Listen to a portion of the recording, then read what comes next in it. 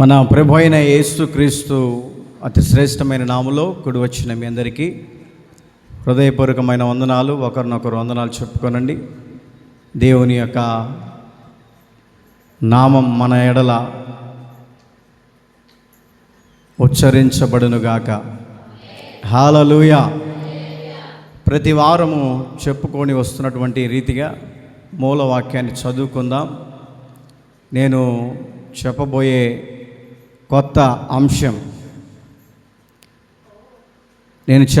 కొత్త అంశం ఏంటంటే ఎష్కోలు లోయ.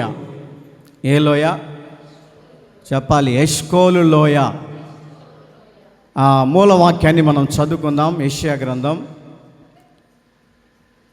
40వ అధ్యాయం 4వ వాక్యాన్ని చదువుకుందాం. ప్రతి లోయను ఎత్తు చేయవలెను,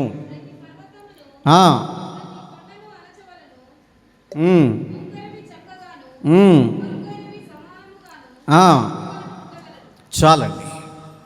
క్రీస్తునందు ప్రియ దేవుని బిడ్డలారా, అక్కడ రాయబడినటువంటి వాక్య భాగాన్ని మనం గమనిస్తూ ఉంటే, ప్రతి లోయ ఎత్తు చేయవలెను. ప్రతి వారము మీకు చెప్పుకొని వస్తున్నటువంటి లోయల గురించి హెబ్రోను లోయ అని, ఆకోరు లోయ అని, బెరాకా లోయ అని, ఎముకలతో ఉండినటువంటి లోయ అని దేవుడు నాకు ఇచ్చినటువంటి ఆత్మ తీవ్రతను బట్టి, దేవుడు నాకు ఇచ్చినటువంటి అభిషేకమును బట్టి మీ మధ్యలో వాక్యాలను ధ్యానించుకుంటూ వస్తూ ఉన్నాను.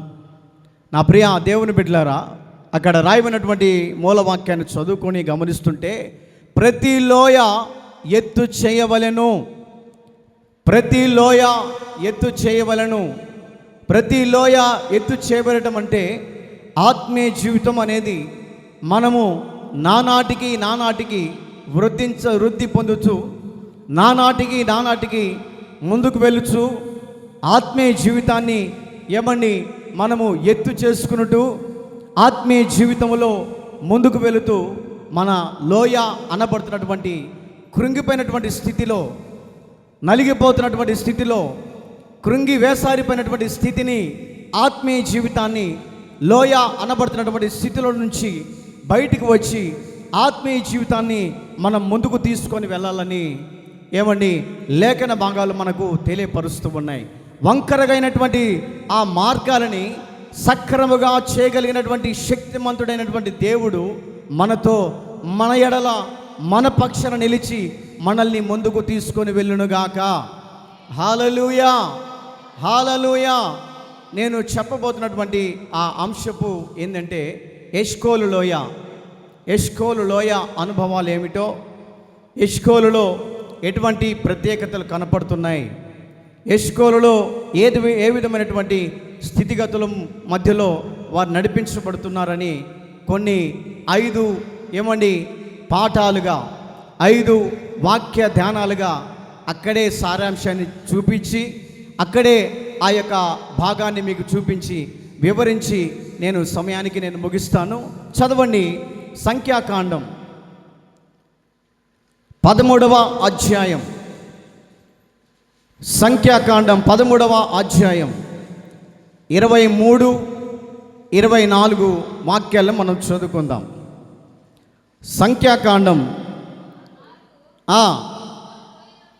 వారు ఎష్కోలు లోయలోనికి వచ్చి అక్కడ ఒక గెలగల ద్రాక్ష చెట్టు ఒక కొమ్మను కోసి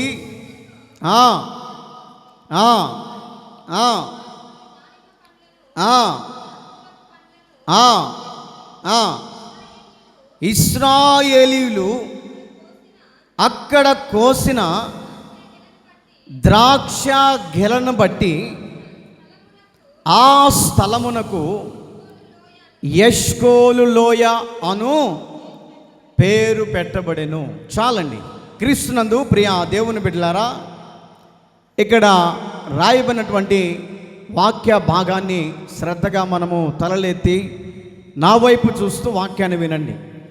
ఇక్కడ రాయబడినటువంటి వాక్య భాగాన్ని మనం గమనిస్తూ ఉంటే, ఇశ్రాయేలులు అక్కడ కోసినటువంటి ద్రాక్ష గెలను బట్టి ఆ స్థలమునకు ఎష్కోలు లోయ అను పేరు పెట్టబడెను. ఎష్కోలు లోయ అను పేరు పెట్టబడెను. ఎష్కోలు లోయ అనే దానికి అర్థము కిందనే కనపడుతూ ఉంది, ద్రాక్ష గెల. ద్రాక్ష గెల. క్రీస్తునందు ప్రియ దేవుని బిడ్డలారా, ఆది కాలములో దేవుడు మోషేతో ఒక వాగ్దానం చేశాడు. మోషేతో దేవుడు ఒక వాగ్దానం చేశాడు. మోషే, మీ యొక్క ప్రజలని పాలు తేనెలు ప్రవహించు దేశానికి, కానాను అనబడుతున్నటువంటి దేశానికి మిమ్మల్ని తీసుకొని వెళ్ళాలనుకుంటున్నాను. ఆ పాలు తేనెలు ప్రవహించే దేశంలోనికి మీరు వెళ్ళాలి అనంటే, ఆ ప్రాంతంలో మీరు అడుగు పెట్టాలి అనంటే, ఆ ప్రాంతంలో మీరు నివసించాలి అంటే, ఆ ప్రాంతంలో మీరు కాలు మోపాలి అంటే, ఆ ప్రాంతంలో మీ యొక్క స్థితిగతులు అక్కడ అమర్చబడాలి అంటే కొన్నిటిని మీరు ఎదుర్కోవాలి. కొన్ని యొక్క మార్గాలు ఎదురైనటువంటి గరుకైనటువంటి స్థలాలు ఉంటాయి, గరుకైనటువంటి మార్గాలు ఉంటాయి, గరుకైనటువంటి స్థితిగతులు ఉంటాయి, గరుకైనటువంటి చెడ్డ మార్గాలు ఉంటాయి, మంచి మార్గాలు ఉంటాయి. ఎదురుపడి అనేకని బాధపరిచే విధానాలు ఉంటాయి. కానీ వాటన్నిటిని నువ్వు ఎదుర్కోవాలి అనంటే, వాటన్నిటిని మీరు స్వాధీనపరచుకోవాలి అంటే, వాటి అన్నిటినీ మీరు ఆ ప్రాంతాన్ని మీరు అడుగు పెట్టాలి. కనాను దేశంలో పాలు తేనెలు ప్రవహించే దేశంలో మీరు అడుగు పెట్టాలంటే మీరు కొన్ని గోత్రాలుగా ఆ యొక్క దేవుడు నిర్ణయించినటువంటి గోత్రాలుగా ఎంతమంది అయితే మీ యొక్క కుటుంబానికి అధిపతులుగా ఎంతమంది అయితే ఉన్నారో వారందరూ రండి. ఎవరయ్యా వీరు, ఎవరు వీరు అని అంటే బైబిల్లో ఏమండి ఆ యొక్క గోత్రాలు మనకు రాయబడినటువంటి మాటలు గమనిస్తూ ఉంటే 5వ వాక్యాన్ని చదువుదాం. 5వ వాక్యం సంఖ్యాకాండం 13వ అధ్యాయం 4వ వాక్యాన్ని చదువమ్మా. వారు పేర్లు ఏమనగా, ఏ గోత్రం అంట? రూబేను గోత్రం. రాండి నాయన. అయ్యా ఇంకా ఆడిన కాడికి చాలు, రా లేచిరా, నువ్వు రారా, నేను గొట్టంలేరా. ఏ గోత్రం అంట? తర్వాత ఎవరు? రా నాయన, నువ్వు కూడా రా. దా, వాడేందో నన్ను ఏదో చేసి తట్టున్నారు అనుకుంటున్నా. తర్వాత ఎవరమ్మా? షిమియోను గోత్రం అంట. రా నాయన, నువ్వు కూడా రా. అబ్బా, మంచి ఎరటోళ్ళు వచ్చిరబ్బా. హల్లెలూయా, హల్లెలూయా. ఇంకెవరు? రా నాయన, నువ్వు కూడా రా. కిరణ్ రా.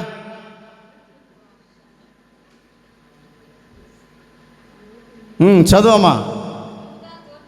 అది కదా, ఆడున్నారు చూడు పిల్లలు, ఇద్దరు మగ పిల్లలు, వాళ్ళని రమ్మనిట. రా నాయన, నువ్వు కూడా రా. చదివే వాళ్ళు మైక్ దగ్గర పెట్టుకొని చదవాలా, వాళ్ళకి అర్థం కావాలి జనాలకి. మైక్ పంపి. నెక్స్ట్ ఎవరమ్మంగా? ఇస్సాకారు గోత్రమునకు ఇప్పుడు ఎంతమంది వచ్చిర్రు? 6 మంది వచ్చారు. ఇంకా మిగతా వాళ్ళు ఏడున్నారు? ఆడపిల్లలు పంపేయండి, ఇట చిన్నపిల్లలు పంపేయండి. రామారా, మోయస్ అన్న కూతురారా, ఇద్దరు రాండి, రావాలా. ఏమెవరు? రామారా, జరగండి రా. ఇట ఎంతమంది ఉన్నారు వీళ్ళందరూ? 1 2 3 4 5 6 7 8 9 10. ఇంకిద్దరు రావాలా? ఇంకెవరున్నారు? ఇంకెంతమంది ఉన్నారు?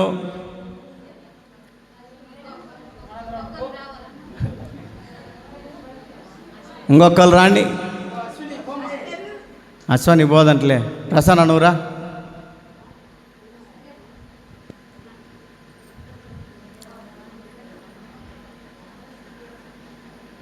హల్లెలూయా. వాళ్ళు చూడు పిలిచి ఆకలి ఎండితారేమో చూస్తున్నారు. హల్లెలూయా. పాలు తేనెలు ప్రవహించు దేశానికి వెళ్ళాలంటే ఏమండి, ఆ మోషేతో దేవుడు చెప్తున్నాడు, మోషే నీ దగ్గర ఉన్నటువంటి గోత్రికులు ఉన్నారే, ఆ గోత్రికులు ఒక్కొక్కరిని ఇంటికి పెద్దగా ఎవరైతే పిలువబడుతున్నారో, ఇంటికి ఎవరైతే పెద్దగా పిలువబడుతున్నారో వారిని పిలువనంపు. ఎవరయ్యా వీరు అని గమనిస్తూ ఉంటే మొట్టమొదటిగా అంట రూబేను గోత్రం అంట. ఏంద్రుడు గణపట్టలేదు, చేతులు ఎత్తురట. ఏ గోత్రము? రూబేను గోత్రము. చాలామంది అంటుంటారు, ఒరే నా ఇంటి పేరు నిలబెట్టాలి నువ్వు పెద్దోడైతే. ఒక పిల్లోడికి వాళ్ళ నాన్న చెప్పాడంట, నాయనా మన ఇంటి పేరు నిలబెట్టాలరా, నువ్వు నిలబెడతావో లేదో పెద్ద అయితే అంటే, డాడీ ఎందుకు ఇప్పుడే నిలబెట్టి చూస్తానని చెప్పేసి బోర్డు మీద ఇంటి పేరు రాసి పైన పెట్టిండంట అట్టతోటి. డాడీ ఇదిగో చూడు ఇంటి పేరు నిలబెట్టానంటే, వరే తెలియతో కూడా ఇంటి పేరు నిలబెట్టడం అంటే అట్ట మీద రాసి కాదురా, రాబోయే దినాలలో మంచి భవిష్యత్తును నీవు కలిగి ఉండాలి, రాబోయే దినాల్లో మంచి పేరును సంపాదించుకొని మన ఇంటి పేరును సంపాదించాలని చెప్తే వీడు చిన్న వయసులోనే మాస్టర్ ప్లాన్ వేసాడు. హల్లెలూయా, హల్లెలూయా. ఏమండి, ఇంటికి సంబంధించినటువంటి ఆ గోత్రికులట ఆ మోషే చెప్తున్నాడు, ఇదిగో ఎవరైతే ఇంటికి పెద్దగా పిలువబడుతున్నారో 12 గోత్రాలలో ఆ యొక్క మొట్టమొదటి వ్యక్తిని తీసుకురండి. తీసుకొని వచ్చినప్పుడు ఈ వ్యక్తి ఏం చేశాడంటే, అయ్యా నేను రూబేను గోత్రికుడను, నేను కూడా ఆ దేశాన్ని ఎదిరించడానికి వెళ్తాను. రెండవదిగా గమనిస్తూ ఉంటే షిమియోను గోత్రం అంట. చేయొత్తునాయన ఏ గోత్రము? అబ్బా ఎర్రగొన్నాడు వీడు మావాడు. కటికలలో అందరూ అందగాల పాపం. హల్లెలూయా, హల్లెలూయా. షిమియోను గోత్రం అంట. అయ్యా ఆ పాలు తేనెలు ప్రవహించే దేశానికి ఎవరు వెళ్తారంటే, నేను ఉన్నాను. ఎష్కోలు లోయల్లో ఉన్నటువంటి అనుభవాలను ఎదుర్కోవటానికి నేను ఉన్నానని రెండో వ్యక్తిగా చెయ్యెత్తాడు. మూడో వ్యక్తిని మనం గమనిస్తూ ఉంటే యూదా గోత్రం అంట. యూదా గోత్రము ఏమండి, యూదా గోత్రం అని అంటే యేసుక్రీస్తు వంశావళి. యేసుక్రీస్తు ప్రభుల వారు యూదా గోత్రానికి సంబంధించినటువంటి వ్యక్తి. యేసుక్రీస్తు ప్రభుల వారు ఏమండి యూదా గోత్రానికి సంబంధించినటువంటి వ్యక్తి. యేసుక్రీస్తు ప్రభుల వారు ఎవరై అంటే యూదా గోత్రానికి సంబంధించినటువంటి వ్యక్తి లేచి నిలబడి ఆ వ్యక్తి చెప్తున్నాడు, ఇదిగో నేను యూదా గోత్రానికి సంబంధించిన వ్యక్తిని. ఏమండి, నాలుగవదిగా గమనిస్తూ ఉంటే ఇస్సాకారు గోత్రం అంట. చేయత్రా అబ్బా ఈడు అందగాడంటే ఎర్రోడు. హల్లెలూయా, హల్లెలూయా. ఇస్సాకారు గోత్రం, నేను కూడా పాలు తేనెలు ప్రవహించే దేశానికి నేను వెళ్ళి వారిలో నుంచి నేను కూడా అందరము కలిసి వారితో పాటు నేను కూడా దేవుని యొక్క నామాన్ని స్తుతిస్తానని ఈ వ్యక్తి చేతులెత్తి ఆయన ఇంటికి పోయాడంట. హల్లెలూయా. నాలుగవదిగా గమనిస్తూ ఉంటే ఏమండి ఎఫ్రాయిము గోత్రం. ఎఫ్రాయిము గోత్రము ఏమండి దేవునికి ఇంపైనటువంటి వాడు, దేవునికి ఇష్టమైనటువంటి వాడు, దేవునికి సువాసన కలిగినటువంటి వ్యక్తి. నేను కూడా వెళ్తాను, ఆ లోయలో నేను కూడా వెళ్తానని చేతులెత్తి ఆ దేవుని సన్నిధిలో ఏమని మొక్కుబడి చేసుకుంటున్నాడు. తర్వాత గమనిస్తూ ఉంటే బెన్యామీను గోత్రం. బెన్యామీను గోత్రము, బెన్యామీను దేవునికి ఇష్టానుసారమైనటువంటి విధానంలో నడిచిన వ్యక్తి అట. నేను కూడా వెళ్తాను. ఎక్కడికి వెళ్తావయ్యా అనంటే ఎష్కోలు లోయ అనబడుతున్నటువంటి ఆ ప్రాంతములో, ఎష్కోలు అనబడుతున్నటువంటి ఆ స్థితిగతుల మధ్యలో, ఎష్కోలు అనబడుతున్నటువంటి ఆ ప్రాంతంలోనికి నేను కూడా వెళ్ళి నేను కూడా వారితో పాటు పోరాడుతాను, వారితో పాటు నేను కూడా నివసిస్తాను అని ఏమండి ఆ ఎఫ్రాయిము గోత్రం, బెన్యామీను గోత్రము చెప్తూ ఉన్నారంట. తర్వాత మనం గమనిస్తూ ఉంటే జెబులోను గోత్రం, జెబులోను గోత్రము ఏమండి వారు కూడా తన యొక్క దేవుని ఇష్టానుసారమైనటువంటి స్థితికి అప్పచెప్పుకున్నారంట. దేవుని సేవకుడైనటువంటి మోషే ఎలా చెప్తే ఆ ప్రకారం చెయ్యాలి. దేవుని సేవకుడైనటువంటి మోషే మార్గం ఏ విధంగా ఉంటుందో దాని ప్రకారం నేను కూడా చేయాలని ఆ వ్యక్తి దేవుని సన్నిధిలో ఒప్పుకున్నాడంట. మరలా గమనిస్తూ ఉంటే ఏమండి ఏ గోత్రం అట? యోసేపు గోత్రం. ఈమె యోసేపు గోత్రం. యోసేపు ఏమండి ఫలించేటి కొమ్మగా మార్చబడ్డాడు. యోసేపు ఫలభరితమైనటువంటి మార్గానికి సాదృశ్యంగా కనపడుతుంది. ఈ యొక్క వ్యక్తి కూడా చెప్తున్నాడు, నేను కూడా మా పితరులతో పాటు నేను ఎష్కోలు లోయలో అడుగు పెట్టడానికి నేను కూడా ఇష్టపడుతున్నానని చెప్పేసి కోరుకుంటూ ఉన్నారు. తర్వాత ఎవరమ్మా? మనష్షే గోత్రమట. మనష్షే గోత్రమట. నేను కూడా నాకు కలిగినటువంటి వ్యక్తులలో నాకు కలిగినటువంటి ఆ చేతనైనటువంటి పని అందరితో పాటు నేను కలిసి చేస్తాను. అందరితో పాటు నేను కూడా నిమగ్నం అయిపోతాను. నేను కూడా వారితో పాటు నేను కూడా ఒక చేయి వేస్తానని దేవుని దృష్టికి మోషే దగ్గరికి వచ్చి చేతులెత్తి ఆ దేవుని యొక్క దృష్టిలోను ఏమండి ఎన్నుకోబడ్డారంట. తర్వాత ఎవరు? ఆషేరు గోత్రం. ఆషేరు గోత్రము ఏమండి దేవునికి ఇష్టమైనటువంటి గోత్రం. ఆషేరు నొద్ద శ్రేష్టమైన ఆహారము కలదు. ఆషేరు నొద్ద శ్రేష్టమైన ఆహారము కలదు. ఆషేరు గోత్రం అట అప్పటి దినాల్లోనే ఏమండి సమృద్ధి కలిగిన గోత్రం. అప్పటి దినాల్లోనే అనేక మందికి నలుగురికి పెట్టగలిగినటువంటి గోత్రం. అప్పటి దినాల్లోనే నలుగురికి సహాయం చేయగలిగినటువంటి చేతులు దాతృత్వం కలిగినటువంటి ఆషేరు గోత్రము కూడా నేను కూడా వెళ్తాను. తర్వాత ఎవరమ్మా? దాను గోత్రం అట. దాను గోత్రం కూడా నేను కూడా దేవుని యొక్క సేవకులతో పాటు మోషేతో పాటు నేను కూడా వెళ్తాను అని తీర్మానం చేసుకున్నారు. చివరిగా ఎవరు గమనిస్తూ ఉంటే ఎవరమ్మా? నఫ్తాలి. నఫ్తాలి గోత్రం అంట. ఏమండి నఫ్తాలి గోత్రము కూడా దేవునికి ఇంపైనటువంటి సువాసనగా మార్చబడ్డాడు. నఫ్తాలి ఏమండి దేవుని సన్నిధానికి ఏమండి సువాసనగా మార్చబడ్డాడు. అతని యొక్క సాక్ష్యమట అనేక మందికి వెదజల్లబడుతూ ఉంది. అనేక మందికి అతని సాక్ష్యం ఏమండి ప్రజలందరికీ తెలియబడటానికి గల కారణం ఏంటంటే నఫ్తాలి గోత్రములో ఈ వ్యక్తి కూడా జన్మించాడు. ఎందుకో తెలుసా నా ప్రియ దేవుని బిడ్డలారా? ఎదురుగా ఉన్నటువంటి ఎష్కోలు లోయ, ఎదురుగా నిలిచినటువంటి ఎష్కోలు లోయలో నేను కూడా పాలి భాగస్తుని కావాలి. ఎష్కోలు లోయ దాటి పాలు తేనెలు ప్రవహించు దేశానికి వెళ్ళాలి. ఎష్కోలు లోయ దాటి పాలు తేనెలు ప్రవహించు దేశంలో సమృద్ధి ఉంటుందని తెలుసుకున్నాం. సమృద్ధి ఉంటుందని తెలుసుకున్నాం. ఆహారం ఉంటుందని తెలుసుకున్నాం. ఆ పాలు తేనెలు ప్రవహించు దేశంలో మేము కూడా నివసించాలి. మేము కూడా వెళ్ళాలి. దేవుని చేసినటువంటి వాగ్దానపు దేశంలో మేము కూడా అడుగు పెట్టాలని ఈ ఎష్కోలు అనబడుతున్నటువంటి మార్గ మధ్యలో అడ్డుగా నిలిచినటువంటి ఆ ఎష్కోలు అరణ్యము, ఆ ఎష్కోలు లోయ దగ్గర నిలిచినప్పుడట ఈ యొక్క ప్రజలు దేవుని బిడ్డల్ని మోషే ఆ గోత్రాలలో ఉన్నటువంటి వ్యక్తులను ఎన్నుకొని పంపిస్తూ ఉన్నాడు. ఏమండి ఆ పాలు తేనెలు ప్రవహించు దేశం ఏ విధంగా ఉంది? ఎటువంటి స్థితిగతుల మధ్యలో ఉంది? ఎటువంటి ఆ పరిస్థితుల మధ్యలో ఆ యొక్క ఎష్కోలు అనబడుతున్నటువంటి లోయల గుండా వెళుతూ ఉన్నప్పుడు ఎన్నో అవరోధాలు వచ్చాయి, ఎన్నో ఆటంకాలు వచ్చాయి, ఎన్నో ఇబ్బందులు వచ్చాయి, ఎన్నో సమస్యలు వచ్చాయి, ఎన్నో ఎదుర్కోవాల్సినటువంటి స్థితిగతుల మధ్యలో నడిపించబడుతున్నప్పుడు కూడా ఎష్కోలు లోయ అనబడుతున్నటువంటి స్థలానికి వచ్చి ఆ స్థలములో దేవుని సన్నిధికి ప్రార్థన చేస్తున్నారంట. అయ్యా పాలు తేనెలు ప్రవహించు దేశంలో అడుగు పెట్టక మునిపే ఈ స్థలాన్ని మీరు మాకు చూపించారు.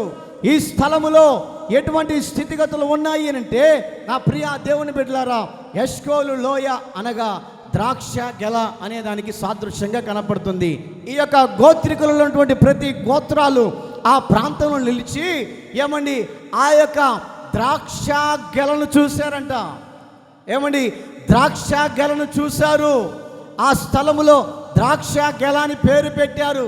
ఎందుకు పేరు పెట్టారు అని అంటే, ఎందుకు ఏమండి అక్కడ పరిస్థితిని బట్టి ఎందుకు వారు పేరు పెట్టారు అంటే, ఒక్కొక్క ద్రాక్ష గెల అంట 2 మోయగలిగినటువంటి బరువు ఉంటుందంట. 2 మోయాలి. మన ఊర్లో ద్రాక్షల విషయం అనుకో, ఇంత గెల ఉంటుంది, చిన్నది. ఆనాటి ఏమండి ఆది కాలంలో ఉన్నటువంటి ఎష్కోలు లోయలో ఉన్నటువంటి ద్రాక్ష గెలను చూస్తూ ఉంటే ఏమండి 2 వ్యక్తులట పెద్ద గెలలు తయారయ్యి ఆ గెలలో కర్ర ఏమండి పంగల కర్ర పెట్టేసి ముందొకళ్ళు వెనకొకళ్ళు మోసుకుంటూ వెళుతూ ఉంటారంట. మోసుకుంటూ వెళుతూ ఉంటారు. ఎందుకు మోసుకుంటూ వెళుతూ ఉన్నారంటే, అంత బరువు కలిగినటువంటి ద్రాక్ష గెల, అంత ఏమండి బరువు కలిగినటువంటి ఆ ద్రాక్ష గెలను మోయగలిగినటువంటి స్థితి ఏమండి బలాఢ్యులు కావాలి. ద్రాక్ష గెల అనగా సమృద్ధికి సాదృశ్యంగా కనపడుతుంది. వీరి గోత్రికులు ఉన్నటువంటి అందరూ అనుకుంటున్నారు, ఇదిగో మొట్టమొదటిగా మనం ఈ ప్రాంతంలో అడుగు పెట్టాం కదా, ఆ పాలు తేనెలు ప్రవహించే దేశం సమృద్ధిగా ఉంటుందని మనం ఊహించుకోవాలి. పాలు తేనెలు ప్రవహించే దేశంలో మనం అడుగు పెడితే సుఖంగా జీవించగలుగుతామని ఊహించుకుంటున్నారు. సుఖంగా ప్రశాంతంగా మనం నివసించగలుగుతాం. ఆ ప్రాంతంలో మనము దేవుని సన్నిధిలో దేవుని ఆరాధించగలుగుతాం. ఆ ప్రాంతంలో మనము ఆహారం ద్వారా సమృద్ధిని సంపాదించుకోగలుగుతాం. ఆ ప్రాంతంలో మనము దేవుని సన్నిధిని మనము వేడుకుంటాం. ఆ ప్రాంతంలో మనము దేవునితో పాటు ఆయన సన్నిధిని మనము కొమ్మరించుకుంటామని ఆ ప్రాంతాన్ని చూసి ఆ యొక్క ద్రాక్ష గెలను చూసేట ఈ గోత్రికులు మేము అక్కడ నివసించగలుగుతాం. మోషే పంపిస్తున్నాడు, ఇదిగో గోత్రికులారా, ఆ ప్రాంతం ఏ విధంగా ఉందో, ఆ లోయ స్థితిగతులు ఏ విధంగా ఉన్నాయో అక్కడికి వెళ్ళి మీరు చూడండి, అక్కడికి వెళ్ళి ఆ యొక్క స్థలంలో మీరు అడుగు పెట్టండి అని మోషే ఏమండి గోత్రికులను పిలిచి పంపిస్తూ ఉన్నాడు. నా ప్రియ దేవుని బిడ్డలారా, ఎష్కోలు లోయ దేనికి సాదృశ్యంగా కనబడుతుంది? ఎష్కోలు లోయ ఎటువంటి స్థితిగతుల మధ్యలో నడిపించబడుతుందని ఒక 5 మాటలు బైబిల్ను చూపించి త్వరగా నేను ముగిస్తాను. మొట్టమొదటిగా మనం చదువుకుందాం. ఎష్కోలు లోయ మనకు ఏమి నేర్పిస్తుంది, ఏ పాఠాన్ని నేర్పిస్తుంది అనేది మనము బైబిల్లో ఆదికాండం, మైక్ తీసుకొని చదవండి, ఆదికాండం 14వ అధ్యాయం 13వ వాక్యాన్ని చదువుకుందాం.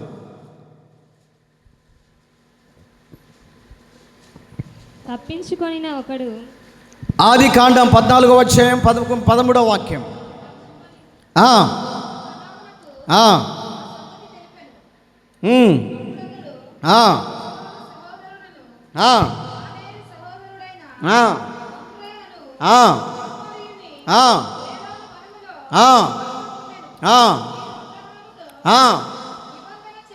వీరు అబ్రహాముతో నిబంధన చేసుకున్నారు. ఎవరు అనంటే ఎష్కోలు అనబడుతున్నటువంటి రాజట అబ్రహాము ఏమండి విధానాన్ని గమనించి, అబ్రహాము ఏమండి పరిస్థితిని గమనించి, అబ్రహాము మంచివాడని, అబ్రహాము విధేయత కలిగిన వాడని, అబ్రహాము దేవునితో పాటు నడిచేవాడని, అబ్రహాము దేవుని కుడి పార్శ్వం ముందు నిలిచేవాడని. ఎవరు అనంటే అబ్రహాము దగ్గరికి వచ్చి ఆ ఎష్కోలు అనబడుతున్నటువంటి ఆ రాజట నిబంధన చేసుకుంటున్నాడంట. నా ప్రియ దేవుని బిడ్డలారా, మొట్టమొదటిగా మనం గమనిస్తూ ఉంటే ఎష్కోలు దేనికి సాదృశ్యంగా కనపడుతుందంటే నిబంధనకు సాదృశ్యం. నిబంధన అనేది ఎక్కడ జరుగుతుంది? నిబంధన అనేది ఎప్పుడు జరుగుతుంది? నిబంధన అనేది ఏ పరిస్థితుల్లో కూడా జరుగుతుంది అంటే ఏమండి మనం గమనిస్తూ ఉండవచ్చు. నా ప్రియ దేవుని బిడ్డలారా, వివాహ సమయాల్లో ఎక్కువ శాతము నిబంధనలు చేపిస్తారు. పెళ్లి చేసే పాస్టర్ గారు ఏం చేస్తారంటే నిబంధనలను పలికిస్తారు. నీవు చేసుకోబోయే ఆ యొక్క యవనస్తురాల విషయంలో నమ్మకం కలిగి ఉంటావా? నిబంధన చేయి. నీవు చేసుకోబోయే పురుషుడి విషయంలో నమ్మకంగా ఉంటావా? నిబంధన చెయ్యని ఆ స్టేజ్ మీద నా ప్రియ దేవుని బిడ్డలారా నిబంధనలు చేస్తూ ఉంటారు. కొన్ని సందర్భాల్లో ఆ నిబంధనలు ఫెయిల్ అయిపోతుంటాయి. కొన్ని సందర్భాల్లో ఆ నిబంధనలు దాటిపోతుంటాయి. కొన్ని సందర్భాలలో మాటలను బట్టి, వ్యక్తి ఆశ జీవితాన్ని బట్టి వ్యతిరేకించటం వలన ఏమండి ఉల్లంఘించడం వలన, భార్య భర్తకు లోబడకుండా ఉండటం వలన, భర్త భార్యకు లోబడకుండా ఉండటం వలన ఆ నిబంధనలు కొన్ని సందర్భాల్లో ఫెయిల్ అయిపోతుంటాయి. ఆత్మీయ జీవితంలో ఎదుగుతున్నటువంటి వ్యక్తి, ఆత్మీయ జీవితంలో నడిపించబడుతున్నటువంటి వ్యక్తి, ఆత్మీయ జీవితంలో దేవుని సన్నిధిలో నడిపించబడుతున్నటువంటి వ్యక్తి అట ఈ ఎష్కోలు అనబడుతున్నటువంటి రాజట అబ్రహాముతో నిబంధన చేసుకుంటున్నాడు, అబ్రహాముతో ఐక్యతను సంపాదించుకుంటున్నాడు, అబ్రహాముతో ఒడంబడిక చేసుకుంటున్నాడు. అయ్యా అబ్రహామా, నేను నా నిబంధనను నీ చేతిలో పెడుతున్నాను, నీ స్థితిగతులు నీవు ఎలా చెప్తే ఆ స్థితిగా నేను నడిపించబడతాను, నీవు ఎలా చెప్తే నేను ఆ పరిస్థితులు కూడా వెళతానని ఏమండి ఆ యొక్క ఎష్కోలు అనబడుతున్నటువంటి రాజు అబ్రహాముతో నిబంధన చేసుకుంటున్నాడు. నా ప్రియా దేవుని బిడ్డలారా, ఈ యొక్క దినాలలో మనం గమనిస్తూ ఉంటే దేవుని సన్నిధిలో చేసినటువంటి నిబంధనను ఈ రోజున మనం మీరుతూ ఉండవచ్చు. ఏమండి భార్యాభర్తల మధ్యలో ఏమండి చేసినటువంటి నిబంధనలను కొన్ని సందర్భాల్లో ఫెయిల్ అవుతూ ఉండవచ్చు. కానీ నీవు దేవునితో చేసుకున్నటువంటి నిబంధన ఏమిటా నిబంధన? నేను దేవుని సన్నిధిలో నమ్మకంగా ఉంటానని చేసిన నిబంధన, నేను దేవుని సన్నిధిలో పరిచర్య చేస్తాను అన్నటువంటి నిబంధన, నేను దేవునితో పాటు కుడికి కానీ ఎడమకు కానీ నేను తప్పిపోను, కుడికి కానీ ఎడమకు కానీ నేను తప్పిపోను, దేవునిలో నిలిచి ఉంటానని ప్రారంభంలో నువ్వు దేవునితో నిబంధన చేశావే, రక్షణ పొందినప్పుడు నిబంధన చేశావే, రక్షణ అనుభవంలో నడిపించబడే క్రొత్తలో దేవునిలో నేను గట్టిగా నిలిచి ఉంటాను, దేవునితో నేను వెళ్తాను, దేవుని మందిరానికి సక్రంగా వెళ్తాను, దేవుని సేవకునితో పాటు పరిచర్య చేస్తాను, దేవుని సేవకుడితో పాటు ఎల్లవేళ పరిచర్యలో నేను నడిపించబడతానని చేసిన నిబంధన ఈ రోజున ఏమైపోయింది? నిబంధన కరువైపోయింది. ఈ రోజున చేసిన నిబంధన ఫెయిల్ అయిపోతున్నాయి. దేవునితో చేసిన నిబంధనను ఈరోజు ఉల్లంఘిస్తూ ఉన్నారు. దేవునితో చేసినటువంటి నిబంధనలు మీరిపోతున్నారు. దేవునితో చేసినటువంటి నిబంధనను దూరం చేసుకొని లోకము అనబడుతున్నటువంటి స్థితిగతుల మధ్యలోనికి, లోకము అనబడుతున్నటువంటి శాపములోనికి, లోకము అనబడుతున్నటువంటి దరిద్రత వ్యవస్థలోనికి, లోకము అనబడుతున్నటువంటి ఎవరి పరిసర ప్రాంతాలను బట్టి దేవునికి దూరం అయిపోతున్నారు. ఈ ఎష్కోలు రాజట అబ్రహాముతో నిబంధన చేసుకుంటున్నాడు. నా ప్రియా దేవుని బిడ్డలారా, ఈ పునరుద్ధానపు ఆరాధనలో చేరి వచ్చినటువంటి నీవు ప్రారంభంలో దేవునితో చేసిన నిబంధన ఈ రోజున ఆలోచన చేసి చూసుకో. ప్రారంభంలో దేవునితో పాటు చేసిన నిబంధన నీవు చేయగలుగుతున్నావా? ఈ రోజున దేవునితో ఏమంటే ప్రారంభంలో చేసినటువంటి నిబంధన నువ్వు చేయలేకపోతే దేవునికి మాట ఇచ్చి మాట తప్పేవారిగా కనపడుతున్నావు. దేవునికి మాట ఇచ్చి మాట తప్పేవారిగా కనపడుతున్నావు. అందుకనే ఎష్కోలు లోయ ఏమండి దేనికి సాదృశ్యంగా కనపడుతుందంటే నిబంధనకు సాదృశ్యం. నిబంధన, దేవునితో చేసినటువంటి నిబంధనను కడవరకు, చనిపోయేంత వరకు దేవునితో చేసినటువంటి నిబంధన, నేను కొత్తగా ప్రారంభమైనటువంటి స్థితిగతుల మధ్యలో నేను నమ్మకంగా దేవునికి ఉంటానని చేసిన నిబంధన ఈ రోజున ఫెయిల్ అయిపోతున్నాయి.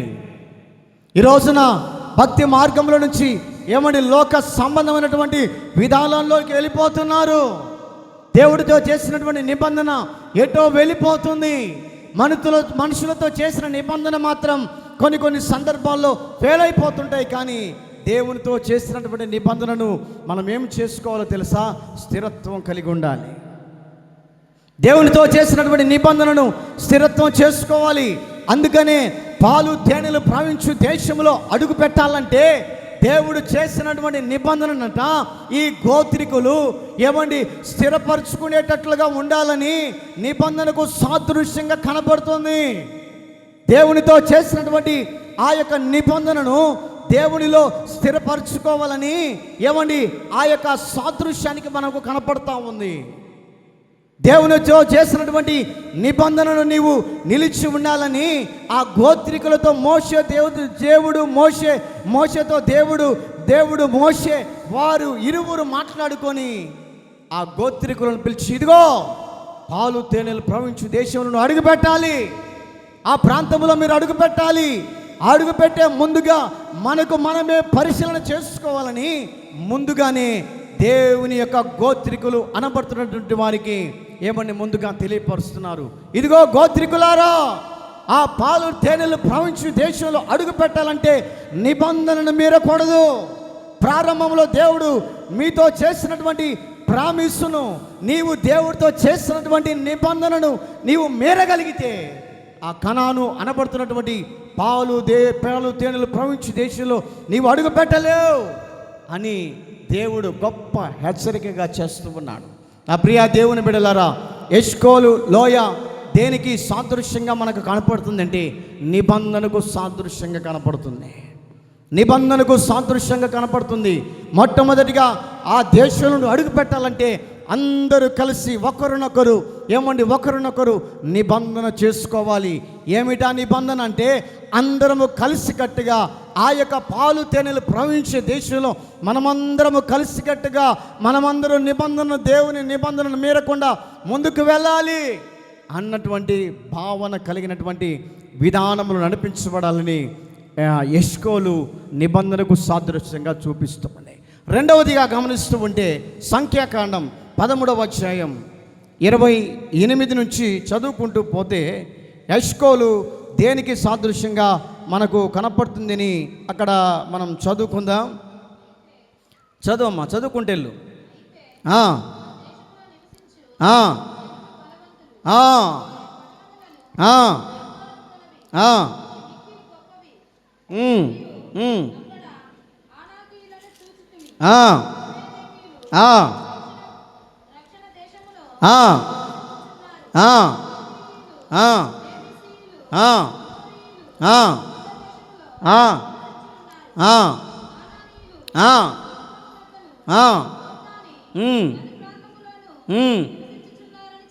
నివసించుచున్నారని చెప్పి 28వ వాక్యం చదువమ్మా. ఆ దేశములో నివసించు జనులు బలవంతులు. ఏ దేశంలో నివసించే జనులు అంటే రెండవదిగా గమనిస్తూ ఉంటే ఎష్కోలు ఆ విధానం దేనికి సాదృశ్యంగా కనపడుతుందంటే ధైర్యానికి సాదృశ్యంగా కనపడుతుంది. పాలు తేనెలు ప్రవహించే దేశాన్ని మనము స్వాధీనం చేసుకోవాలంటే ఆ దేశంలో బలవంతులు ఉన్నారు. ఏమండి, యుద్ధశాలులు ఉన్నారు, బలాఢ్యులు ఉన్నారు, ధైర్యం కలిగిన వ్యక్తులు ఉన్నారు. గుండె ధైర్యాన్ని చేసుకొని చావైనా బ్రతుకైనా ఎవరినైనా చంపడానికి సిద్ధంగా పాలు తేనెలు ప్రవహించే దేశంలో ఉన్నారంట. నా ప్రియా దేవుని బిడ్డలారా, వీరు గోత్రికులుగా పిలవబడుతున్నటువంటి వారు ఎవరయ్యి అంటే దేవుని సన్నిధిలో ధైర్యాన్ని సాహసాలు చేయగలిగినటువంటి వారు, ధైర్య సాహసాలతో ముందుకు వెళ్ళేవారు. దేవుని గోత్రికులు ఎవరయ్యా అంటే ధైర్యముతో ఏమండి శత్రువైనటువంటి ఎవరినైనా కూడా జయించగలిగినటువంటి శక్తిని సంపాదించుకున్నట్టుకు ఎవరు వెనక ఉన్నారంటే పరలోక తండ్రి అయినటువంటి బలాశూరుడిగా, శక్తివంతుడిగా, బలాఢ్యుడిగా, అభిషేకించబడినటువంటి దేవునిగా అభిషేకించినటువంటి ఏమండి దేవుని శక్తి వారు పొందుకొని ఆ పాలు తేనెలు ప్రవహించు దేశాన్ని స్వాధీనపరచుకోవటానికంట ధైర్య సాహసాలు చేశారంట. ఎష్కోలు మనకు ఏమి నేర్పిస్తుందంటే ధైర్యాన్ని ఇస్తుంది. నా ప్రియా దేవుని బిడ్డలారా, క్రైస్తవుడు ఎవరో తెలుసా? అధైర్యంగా ఉండేవాడు కాదు. క్రైస్తవుడు ఎవరో తెలుసా? రోషం కలిగిన వాడు. క్రైస్తవుడు ఎవరో తెలుసా? చావైనా బ్రతుకైనా యేసు కొరకే చావాలని, చావైనా నష్టమైన ఇరుకు ఇబ్బంది అయినా కూడా యేసు కొరకే ప్రతిష్ఠించబడాలని, చావైనా బ్రతుకైనా ఏది నాకు నష్టంగా వచ్చినప్పటికీ, ఏది నాకు ఇరుకుగా ఉన్నప్పటికీ, ఏది నన్ను అభ్యంతరపరిచినప్పటికీ, ఏది నన్ను అవమానపరిచినప్పటికీ, ఏది నన్ను ఆటంకము చేసినప్పటికీ కూడా దేవుని యొక్క క్రైస్తవులుగా పిలువబడే ఎవరయ్యా అంటే ధైర్య సాహసాలతో ఉండాలి. నా ప్రియ దేవుని బిడ్డలారా, ఎవరు అధైర్యము చేయకూడదు. క్రైస్తవుడు ఎవరయ్యా అంటే ధైర్యాన్ని కలిగే వ్యక్తిగా ఉండాలి. క్రైస్తవుడు ఎవరయ్యా అంటే రోషముతో నిలబడాలి. క్రైస్తవుడు ఎవరయ్యా అంటే ఒకవేళ సావు నీ దగ్గరికి వచ్చినప్పటికీ కూడా, ఏమండి ప్రాణ భయం నీ దగ్గరికి వచ్చినప్పటికీ కూడా, ఏమని నిన్ను చంపాలని ఎదురుగా నిలిచినప్పటికీ కూడా ధైర్య సాహసాలు చేయగలిగినటువంటి సామర్థ్యత ఎవరికి ఉంటుంది అంటే దేవుని బిడ్డలుగా పిలువబడుతున్నటువంటి ఏమండి ఇశ్రాయేలుగా పిలువబడుతున్నటువంటి మనకు దేవుడు సాహసాలు ఇస్తాడు. ఎందుకో తెలుసా? దేవుడే మనకు ధైర్యం, దేవుడే మనకు శక్తి, దేవుడే మనకు అండ, దేవుడే మనకు ఏమండి కొండగా నిలిచి ఏమండి ఆ దేవుడు మన పక్షాన నిలిచి యుద్ధ ప్రకారమైనటువంటి ఏ యుద్ధ ఘోషణ వినపడుతున్నప్పటికీ కూడా యుద్ధములో జయము ధైర్యాన్ని కలిగించడానికి గల కారణం మన వెనక ఎవరున్నారో తెలుసా? శక్తిమంతుడైనటువంటి దేవుడు. మన వెనక ఎవరున్నారో తెలుసా? బలశూరుడైనటువంటి దేవుడు నిలిచి ఇదిగో ఎందుకు అధైర్యపడుతున్నారని అధైర్యపడుతున్నటువంటి గోత్రికులతో దేవుడు చెప్తున్నాడు, ఇదిగో వారు ఎంత బలవంతులైనప్పటికీ కూడా నీ ధైర్యం ముందు వాళ్ళు నిలబడలేరు. నేను నీకు ఎదురుగా నిలిచి ఉన్నాను, నేను నిన్ను యుద్ధానికి నిన్ను నిలిపి ఉన్నాను, నీకు ధైర్య సాహసాలు ఇస్తున్నాను, ఎదుర్కో, ఆ యొక్క ప్రాంతాన్ని ఎదుర్కో అని నా ప్రియా దేవుని బిడ్డలారా గోత్రికులు నిలబెట్టి దేవుడు చెప్తున్న మాట ఏంటంటే ధైర్య సాహసాలను పోషిస్తున్నాడు, ధైర్యాన్ని దేవుడు ఇస్తున్నాడు. కొన్ని సందర్భాల్లో ఏమండి మనకు చిన్న అనారోగ్యం కలిగినప్పుడు, చిన్న బాధ వచ్చినప్పుడు అధైర్యం పడుతూ ఉంటాం. చిన్న నష్టం కలిగినప్పుడు నాకే ఎందుకు ఈ నష్టం వస్తుందని, నాకే ఎందుకు ఈ కష్టం వచ్చిందని ఏమండి దేవుని బిడలగా పిలువబడుతున్నటువంటి మనము కొన్ని సందర్భాల్లో మనం కృంగి కృషించిపోతూ ఉంటాం, కృంగి ఏమండి వేసారిపోతుంటాం. కృంగి కృషించినటువంటి విధానంలోనికి వెళ్ళకుండా దేవుని వాక్యము, బలమైన వాక్యము ఏమండి మనల్ని పోషిస్తుందని, బలమైన వాక్యం మనలో క్రియేట్ చేస్తుందని, బలమైన వాక్య ద్వారా మనం బలపరచబడుతున్నామన్నటువంటి ధైర్య సాహసాలు మనం చేయగలిగితే ఎటువంటి ఏమండి కష్టాన్నైనా ఎదుర్కోగలుగుతాం, ఎటువంటి నష్టాన్నైనా ఎదుర్కోగలుగుతాం, ఎటువంటి శోధనలైనా ఎదుర్కోగలుగుతాం, ఎటువంటి ఇరుకు ఇబ్బందులనైనా ఎదుర్కోగలిగినటువంటి శక్తి సామర్థ్యత ఎవరిస్తారంటే బలశూరుడైనటువంటి దేవుడు, బలాఢ్యుడైనటువంటి దేవుడు నీ వెనుక నిలబడి ఇదిగో నేను ఉన్నాను భయపడకు ముందుకు సాగు అని నీకు ధైర్యం ఇచ్చగలిగినటువంటి దేవుడి నీ పక్షాన ఉండగా మనము వెనక్కి వేయకూడదు. అది భక్తి మార్గమే కావచ్చు, అది ఏమండి ఎన్ని ఆటంకాలు వచ్చినప్పటికీ కావచ్చు, వాటన్నిటినీ ఎదిరించగలిగినటువంటి సామర్థ్యతను మనము దేవుని దగ్గర ధైర్యాన్ని పొందుకోవాలి. కొంతమంది అంటుంటారు పిల్లల విషయంలో, అన్నా వీడికి భయమే ఉండదన్న, గొడవ అంటే బుర్రున పోతూ ఉంటాడన్నా, వీడికి భయం ఉండదు ఏముండదు, గొడవ అంటే రవ్వున పోతూ ఉంటాడన్నా, ఏం జరుగుతుందో అని నాకు భయం వేస్తుంది. ఎందుకు ఆ వ్యక్తి రువ్వున పోతున్నాడు అని అంటే అతనిలో బలం ఉండబట్టి. అంటే మిమ్మల్ని గొడవలకు బొమ్మని చెప్పట్లేదు నేను, అతనిలో శక్తి ఉండబట్టి ఏమండి సామర్థ్యత ఉండబట్టి ఆ వ్యక్తి ముందుకు వెళుతూ ఉన్నాడు. కారణం ఏంటి? అతనికి ఉన్నటువంటి శరీర బలమును బట్టి, అతనికి ఉన్నటువంటి ఆరోగ్యమును బట్టి దేనికైనా ముందుకు సాహసాలు చేయగలుగుతున్నాడు. ఈ మానవుడిగా పిలువబడుతున్నటువంటి వ్యక్తి దేనికైనా ధైర్యంగా వెళ్ళగలుగుతున్నాడంటే ఏమండి వారికి ఉన్నటువంటి ఆ యొక్క ఆరోగ్య స్థితిగతులను బట్టి వెళ్ళగలుగుతాడు. ఆరోగ్యం లేనివాడు పోగలుగుతాడండి? ఆరోగ్యం లేనివాడు వెళ్ళగలుగుతాడా? పొరపాటున వెళ్ళలేడు. ఏందయ్యా ఆమె వాళ్ళు వచ్చి మనల్ని తిడతా ఉంటే ఏంది మెలకుండా ఉంటామంటే నాకెందుకు లేమ్మా, నాకు ఆరోగ్యం బాగలేదులే, నాకెందుకో. పక్కన వాళ్ళు అనుకుంటారు అదే నేనైతేనా తాట తీసేవాడిని. శరీర సంబంధమైనటువంటి బలాన్ని మనము లోక విధానాలుగా వాడుకోకూడదు. దేవుడు నీకు ఇచ్చినటువంటి ఆత్మీయ బలం ఉందే, ఆత్మీయ ధైర్యం ఉందే, దేవునిలో ఏ విధంగా వాడుకోవాలన్నటువంటి ధైర్య సాహసాల్ని చేయగలిగినదే ఎష్కోలు అనబడుతున్నటువంటి లోయ. ఆ ఎష్కోలు మనకు ఏమి నేర్పిస్తుంది అని అంటే ధైర్య సాహసాలను నేర్పిస్తుంది అంట. మూడవదిగా గమనిస్తూ ఉంటే సంఖ్యాకాండం 13వ అధ్యాయం 23 నుంచి చదువుకుంటూ వస్తే అక్కడ చక్కటి మాట రాయబడింది. ఎష్కోలు మనకేం నేర్పిస్తుందంటే 13వ అధ్యాయం 23. వారు ఎష్కోలు లోయలోనికి వచ్చి ఒక గెలగల ద్రాక్ష చెట్టు యొక్క కొమ్మను కోసి ద్రాక్ష గెల యొక్క కొమ్మను కోసి, మూడవదిగా మనం గమనిస్తూ ఉంటే ఎష్కోలు మనకు ఏమి నేర్పిస్తుందంటే ఫలాలను ఇస్తూ ఉంది అంట. ఎష్కోలు లోయ ఫలాలను ఇస్తూ ఉంది. ఏమిటా ఫలాలు? ఆత్మీయ జీవితంలో నువ్వు ఎదగగలిగినటువంటి స్థితిగతుల మధ్యలోనికి ఆ ఫలాలు నిన్ను నడిపిస్తాయి. ఆ ఫలాలు నేను ధైర్య సాహసాలకు తీసుకొని వెళుతుంది. ఆ ఫలము ఏమనంటే గలతీ పత్రికలో ఉన్నది.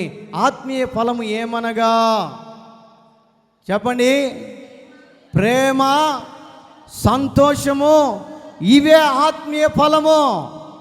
ఆత్మీయ ఫలాల్లో మనము వీటన్నిటినీ సంపాదించుకోవాలి. ప్రేమను సంపాదించుకోవాలి, సంతోషాన్ని సంపాదించుకోవాలి, ఆనందాన్ని సంపాదించుకోవాలి, సమాధానాన్ని సంపాదించుకోవాలి. వీటన్నిటిని మనము దేవుని సన్నిధిలో సంపాదించుకోగలిగితే ఆ యొక్క ఫలాల విషయంలో మనము ధైర్యంగా ఉండగలుగుతాం. ఏమండి, ఇంటి దగ్గర ఎవరైనా పండ్లు అమ్మే వాళ్ళు వచ్చి, ఏమండి యాపిల్ కాయలు కానీ ద్రాక్ష పళ్ళు కానీ అమ్ముతున్నారు అనుకో, అవి ఫ్రెష్గా ఉన్నాయి అనుకోండి, కొనుక్కోమా? ఎందుకు? రుచికరంగా ఉంటాయి కాబట్టి. ఎందుకు? మన నాలికకు తీయదనాన్ని కలిగిస్తుంది కాబట్టి 1కి 4 కొనుక్కొని మనం తింటాం. ఎందుకంటే ఆ ఫలాలు ఆ యొక్క ఒక చెట్టుకు పండినటువంటి ఫలం అనుకొని మనం అర్థం చేసుకొని, ఈ యొక్క ఫలము ఒకే చెట్టుకు పండినటువంటి కాయలు అనుకొని గమనించుకొని ఒకే రుచిగా ఉన్నాయని ఆ ఫలాలను ఏం చేస్తామంటే మనం తింటా ఉంటాం. అలాగునే ఆత్మీయ జీవితంలో దేవుని బిడలుగా పిలబడుతున్నటువంటి మనం, దేవుని బిడలుగా నడిపించబడుతున్నటువంటి మనం కూడా ఆత్మీయ జీవితంలో ఫలాలు ఇచ్చేవారిగా కనపడాలి. ఎదుటి వ్యక్తిని ప్రేమించే విధానంలో కనపడాలి. ఎదుటి వ్యక్తికి భక్తిని నేర్పించే విధానంలో కనపడాలి. ఎదుటి వ్యక్తిని పరామర్శించే విధానంలో కనపడాలి. ఎదుటి వ్యక్తిని దేవుని ప్రేమను కనపరిచే విధానంలో కనపడాలి. ఎదుటి వ్యక్తిని ఏమని దగ్గరికి తీసుకునే విధానంలో కనపడాలి. వాడు ఎంత శత్రువైనప్పటికీ కూడా ప్రేమ కలిగినటువంటి మాటలు, మంచి మాటలు, ఏమండి తీయటి మాటలు, ఏమండి నీ మీదకి కొట్టాలని దగ్గరికి వచ్చినప్పటికీ కూడా క్రోధంతో వచ్చినటువంటి ఆ వ్యక్తి అయినప్పటికీ కూడా నీవు మాట్లాడే మాటలను బట్టి, నీవు మాట్లాడే తీయదనాన్ని బట్టి ఆ వ్యక్తి కూడా నిన్ను ఆటంకం చేయాలని వచ్చినప్పటికీ కూడా నీ మాట ఏమండి మధురంగా ఆ బిడ్డకు తగిలింది కాబట్టి ఆ బిడ్డ నేనేం చేయకుండా ఏమండి మంచి విధానంలో నడిపించబడి వెళ్తాడు. కారణం ఏమిటి అనంటే నీవు మాట్లాడే మాట ఏమండి దేవుని దృష్టికి లేక మనుష్యుడికి తీయదనాన్ని కలిగించే విధానం ఏమండి ఆ యొక్క ఫలములు మనము దేవుని సన్నిధిలో ఫలించే వారిగా కనపడుతుండాలి. ప్రేమ అనే ఫలం, సమాధానం అనే ఫలం, సంతోషం అనే ఫలం, ఏమని ఎదుటి వ్యక్తిని దగ్గరికి తీసుకునే అనే ఫలాల్ని మనం ఎప్పుడైతే మనము నేర్చుకోగలుగుతామో ఆ ఎష్కోలు మనకు ఏమి నేర్పిస్తుందంటే ఫలించే అనుభవాన్ని నేర్పిస్తుంది. ఫలభరితంగా ఉండమని నేర్పిస్తుంది. నీవు ఎప్పుడైతే ఆ యొక్క ఎష్కోలు అనబడుతున్నటువంటి స్థలానికి నువ్వు వస్తావో, నీవు వచ్చినటువంటి నీవు దేవుడిచ్చే పండ్లను నీవు తినాలి. దేవుడిచ్చే పండ్లు అనగా దేవుడిచ్చే వాక్యాన్ని భుజించాలి. దేవుడిచ్చే ఆశీర్వాదాన్ని సొంతం చేసుకోవాలి. దేవుడిచ్చే ఉన్నతమైనటువంటి ఆశీర్వాదాలను మనం సొంతం చేసుకొని ముందుకు వెళ్ళగలిగితే ఆ ఫలములట ఏమండి ఆ ఫలములు అధికంగా మార్చబడుతుంది. హల్లెలూయా, హల్లెలూయా. ఈరోజు నన్ను ఒక్కడిగా వచ్చినటువంటి నీ వ్యక్తిగత జీవితంతో పాటు ఇంకా 2-3 మందిరానికి తీసుకురాగలిగితే నీ ఫలం ఏమైందంటే అధికమవుతుంది. 2-3 మనం తీసుకురావటం వలన కూడా దేవుని దృష్టిలో నీ ఫలము అధికమవుతుంది. చాలామంది తీసుకొస్తుంటారు, అయ్యా ఏంటిదయ్యా ఇక్కడ తీసుకొచ్చి బలిపీఠం మీద పెట్టావంటే, అయ్యా దేవుడు నాకు ఇచ్చినటువంటి పంట పొలములో ప్రథమ ఫలము. ఎందుకు ప్రథమ ఫలము దేవుని మందిరానికి తీసుకొస్తున్నారంటే, దేవుడు నాకు ఇచ్చినటువంటి పంటలో దేవునితో నేను నిబంధన చేసుకున్నాను, దేవునితో నిబంధన చేసుకున్నాను. నా ఫలము అధికమైతే నాకు కలిగినటువంటి దాంట్లో దేవునికి ఇస్తానని ఈ రోజున దేవునితో నిబంధన చేసుకునే వ్యక్తిగా కనపడుతుండాలి. ఎష్కోలు మనకు ఏమి నేర్పిస్తుంది అంటే, ఫలాలు ఫలించమని నేర్పిస్తుంది. నాలుగవదిగా గమనిస్తూ ఉంటే సంఖ్యాకాండం 14వ అధ్యాయం 4వ వాక్యం.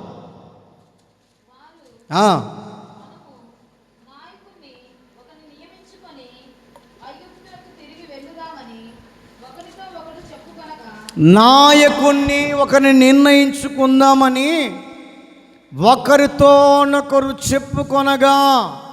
చాలండి. అక్కడ రాయబడినటువంటి మాటను గమనిస్తూ ఉంటే ఎష్కోలు మనకు 4వదిగా ఏం నేర్పిస్తుందంటే, నిర్ణయపు స్థలం. నిర్ణయపు స్థలం. ఈ రోజున ఇక్కడికి నువ్వు ఎందుకు చేర్చబడ్డావు అని అంటే, దేవుడు నీవు ఈ ప్రాంతంలోనికి రావాలని, దేవుడు ఈ నిర్ణయపు స్థలం అనబడుతున్నటువంటి దేవుని మందిరములో నీవు వాక్యం వినాలని, నిర్ణయించబడినటువంటి స్థలము అనబడుతున్నటువంటి దేవుని మందిరములో దేవుని సేవకులతో పాటు, దేవుని ప్రజలతో పాటు నేను కూడా సంతోషించాలని ఒక నిర్ణయానికి వచ్చి, ఈ నిర్ణయ స్థలము అనబడుతున్నటువంటి దేవుని మందిరములో చేర్చబడ్డావు. ఈ నిర్ణయపు స్థలములో చేర్చబడ్డ నీ జీవితంలో దేవుడు ఏం చేస్తానంటే, నీవు ఏ కోరికనైతే కోరుకుంటావో, ఏ కోరికనైతే కోరుకుంటావో నా దేవుడు ఏం చేస్తానంటే ఆ కోరికను సిద్ధింపచేయునుగాక. హల్లెలూయా. ఎక్కడికి రావాలి అని అంటే, నిర్ణయపు స్థలం. నిర్ణయపు స్థలం. నీకు ఈ యొక్క మందిరము నిర్ణయించబడ్డది. ఈ మందిరములోనికి వెళితే అందరితో పాటు ఐక్యత కలిగి ఉంటానని నిర్ణయించుకున్నావు. ఈ మందిరములోనికి వస్తే సమాజంగా కూడుకుంటామని నిర్ణయించుకున్నావు. ఈ మందిరములోనికి వస్తే దేవుని సేవకులతో ఐక్యపరచబడుతూ, దేవుని సేవకులతో వాక్యాన్ని వినుటూ, దేవుని సేవకులతో సాంగత్యము చేస్తూ, దేవుని సేవకులతో పాటు అందరము కలిసి మెలిసి ఉంటాము అని ఒక నిర్ణయానికి నీవు రాబట్టే ఇది నిర్ణయించబడినటువంటి స్థలం. హల్లెలూయా. హల్లెలూయా. నిర్ణయించబడిన స్థలం. కొన్ని చోట్ల చాలామంది మందిరాలు కట్టుకుంటారు, కానీ ఆ మందిరాల్లో ప్రజలు ఉండరు. ఏదో ఒకళ్ళు ఇద్దరు వచ్చి కూర్చొని ఆదివారం పూట ప్రార్థన చేసుకొని వెళ్ళిపోతూ ఉంటారు. ఎందుకో తెలుసా? దేవుడు నిర్ణయించుకున్నటువంటి స్థలములో మాత్రమే దేవుని ప్రజలు విస్తారంగా ఉంటారు. దేవుని సేవకులు నిర్ణయించుకున్నటువంటి ఆ స్థలములోనే దేవుడు నిలిచి ఉంటాడు. దేవుడు నిర్ణయించినటువంటి స్థలానికి అనేక మంది ప్రజలను ఏం చేస్తానంటే తోడుకొని వస్తాడు. ఎందుకో తెలుసా? ఎందుకు తోడుకొని వస్తాడంటే, అదిగో ఆ స్థలములో నేను ఉన్నాను, ఆ స్థలములో నా అద్భుతాలు చేస్తాను, ఆ స్థలములో నా కార్యాలు ప్రారంభిస్తాను, నా స్థలములో నేను నివసిస్తానని అనేక మంది ప్రజల్ని ఎందుకు తీసుకొని వస్తాడంటే, నిర్ణయించబడిన స్థలం. దేవుడు నిర్ణయించినటువంటి స్థలములోనే అద్భుతాలు చేస్తాడండి. ఈరోజు నా ప్రియా దేవుని బిడ్డలారా, దేవుని సన్నిధిలో సాక్ష్యం చెప్పండి నేను మాట ప్రచురణ చేస్తే ఎంతోమంది వచ్చి చెప్తారు. ఎందుకో? నిర్ణయించబడినటువంటి స్థలములో దేవుడు నాకు కార్యము చేశాడని, దేవుని సేవకులు ఈ ప్రాంతంలో ఉన్నారని, దేవుని సేవకుడు ఈ మందిరంలో ఉండి వాక్యాన్ని బోధిస్తున్నాడని, దేవుని సేవకులతో పాటు ఈ స్థలాన్ని దేవుడు నిర్ణయించుకున్నాడని ఆ నిర్ణయపు స్థలాన్ని గమనించిన నీ జీవితంలో దేవుడు సాక్షిగా నిలబెట్టుకుంటాడు. దేవుడు సాక్షిగా నిలబెట్టుకుంటాడు. కారణం ఏంటి? దేవుడు నిర్ణయించినటువంటి స్థలములోనికి రావాలి. దేవుని నిర్ణయించుకున్నటువంటి స్థలములోనికి నువ్వు రాగలిగితే దేవుడు అద్భుతాలు ప్రారంభిస్తాడు. దేవుడు ఆశ్చర్యకార్యాలు ప్రారంభిస్తాడు.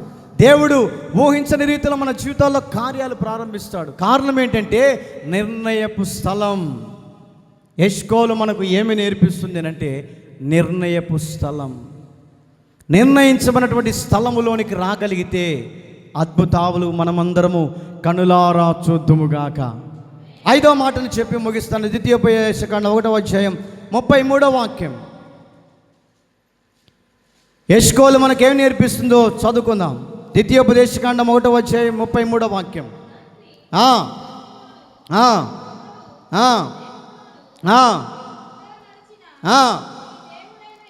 మీ దేవుడైనటువంటి యెహోవా మీరు విశ్వాసం ఉంచలేదు, మీరు చెప్పిన మాటలు విని బహుగా కోపపడి మీ పితరులకిచ్చేదనని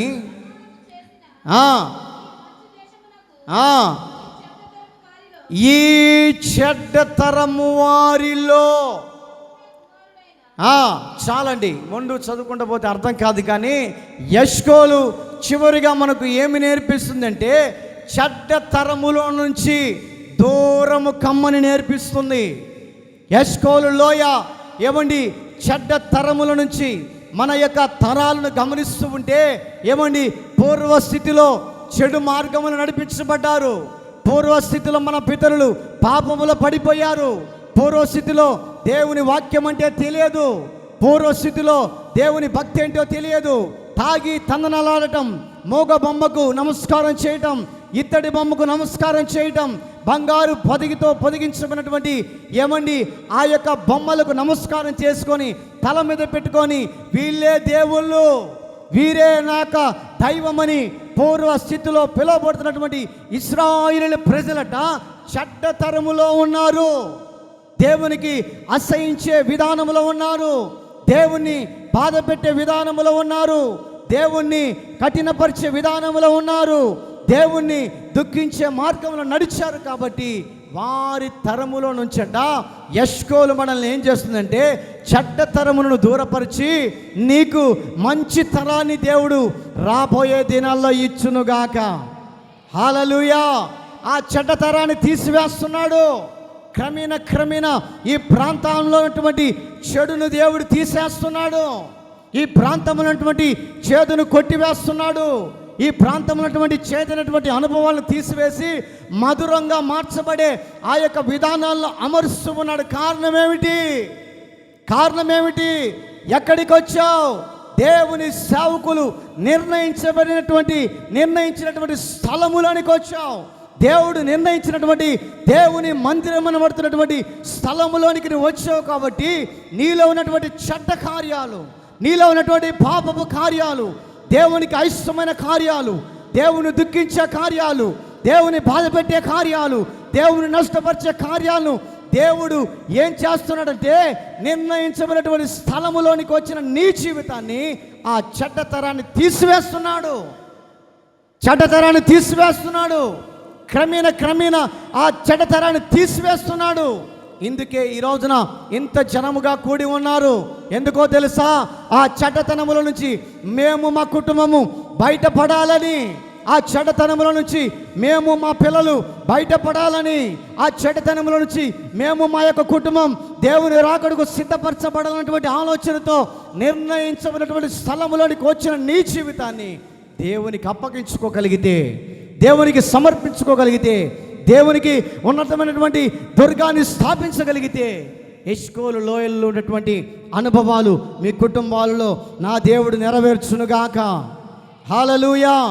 ఎందుకు ఆ యొక్క ఆ పాలు తేనెలు ప్రవహించే దేశంలో అడుగు పెట్టాలని ఎందుకు వీళ్ళు ఎదుర్కొంటున్నారంటే వీటన్నిటిని నువ్వు ఎదుర్కొంటే కానీ ఆ ప్రదేశంలో నుండి అడుగు పెట్టావు అని ముందుగా ఎష్కోలు లోయ అనబడుతున్నటువంటి అనుభవాల్లో నడిపించాడు. ఈ రోజున నా ప్రియా దేవుని బిడ్డలారా, ఎష్కోలు లోయ అనబడుతున్నటువంటి అనుభవాలు నీలో ఉండగలిగితే, నీలో ఏమండి ఆ యొక్క పరిస్థితులు నీకు ఉండగలిగితే ఆ చెడ్డతరాన్ని తీసివేసుకోవాలి, ఆ చెడ్డ అనుభవాలు తీసివేసుకోవాలి. దేవునికి అనుగుణమైనటువంటి భక్తిని సమకూర్చుకోవాలి. దేవునికి ఇంపైనటువంటి భక్తిని సంపాదించుకోవాలి. దేవునికి ఏమని ఇష్టానుసారమైనటువంటి భక్తిని మనం సంపాదించుకోగలిగితే రాబోయే దినాల నుంచి ఆ ఉగ్రత నీ మీద రాకుండా, ఆ ఉగ్రత నీ కుటుంబం మీదకి రాకుండా, ఆ ఉగ్రత, ఆ శాపం, ఆ దరిద్రత, ఆది కాలంలో వెంటాడుతున్నటువంటి శాపం నిన్ను వెంటాడకుండా దూరపరచబడాలంటే చెడ్డ తరముల నుంచి నీవు బయటపడాలి. నిర్ణయించబడినటువంటి స్థలములోనికి నువ్వు రావాలి. నిర్ణయించబడినటువంటి స్థలములో నువ్వు అడుగు పెట్టగలిగితే నా దేవుడు నిన్ను, నీ కుటుంబాన్ని ఆశీర్వదించునుగాక. తలలు వంచండి, కళ్ళు మూయండి, చిన్న ప్రార్థన చేసుకొని ఆ తదుపరి కానుకలు మనం పట్టుకొని మనం ముగించుకుందాం. మహాగణుడా, పరిశుద్ధుడా, ప్రేమగల తండ్రి, కృపగల దేవానికి వందనాలు చెల్లిస్తున్నాను. ఈ పునరుద్ధాన ఆరాధనలో ఎష్కోలు లోయ అనుభవాలు ప్రభా మీరు మాకు నేర్పించినందుకై నీకు వందనాలు చెల్లిస్తున్నాను. ధైర్యాన్ని కలిగించేదని, నిబంధనను నెరవేర్చుకోవాలని, ఫలాలను అనుభవించాలని, నిర్ణయపు స్థలంలోనికి రావాలని, చెడ్డ తరముల నుంచి దూరపరచబడాలని యేసయ్యా ఎష్కోలులో ఉన్నటువంటి అనుభవాలు మీరు మాకు నేర్పించిన మాటలను బట్టి నీకు వందనాలు. ఇదిగో నాయన, ఒక్కొక్కరిని మీరు దీవించండి, సంఘాన్ని ఇంకనూ అభివృద్ధి చేయండి. చెడ్డ తరముల నుంచి నాయన తొలగించి అనేక మంది నీ ప్రేమలో నడిపించబడేటట్లుగా ఒక్కొక్కరి హృదయాలను మీరు కదిలించి నీ గొప్ప ఘన నామానికి మీరే మహిమ తెచ్చుకోమని యేసు నామములో ప్రార్థించి వేడుకొని ఉన్నాము తండ్రి. ఆమేన్.